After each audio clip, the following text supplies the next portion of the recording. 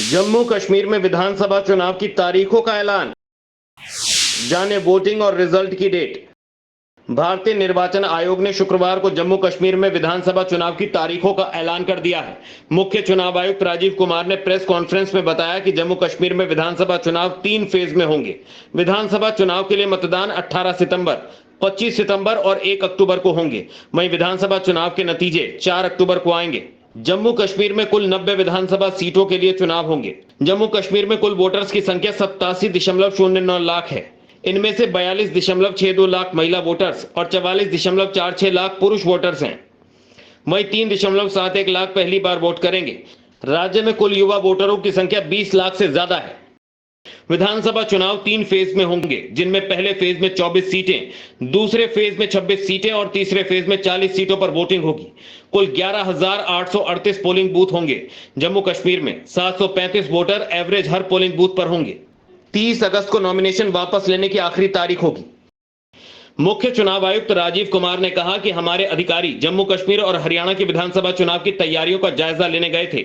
आम जनता और राजनीतिक लोगों में चुनाव को लेकर भारी उत्साह था और 58.58% मतदान हुआ, जो कि एक रिकॉर्ड रहा है।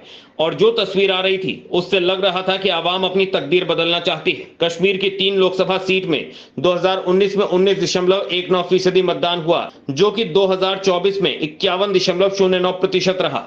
वहीं नेशनल कॉन्फ्रेंस के अध्यक्ष फारूक अब्दुल्ला ने बड़ा ऐलान किया है। उन्होंने कहा कि इस बार का विधानसभा चुनाव उमर अब्दुल्ला नहीं लड़ेंगे। फारूक अब्दुल्ला ने कहा कि वो खुद से चुनाव लड़ेंगे और जब राज्य का दर्जा मिल जाएगा तो वो सीट खाली कर देंगे और तब उमर उस सीट से लड़ेंगे। फारूक अब्दुल्ला ने यह भी कहा कि हम हमेशा ये मानते हैं कि महिलाओं को उनका हक मिलना चाहिए। हमने महिलाओं के लिए संसद में भी लड़ा है, हम ये लड़ाई जारी रखेंगे। बीजेपी बड़े बड़े दावे करती है।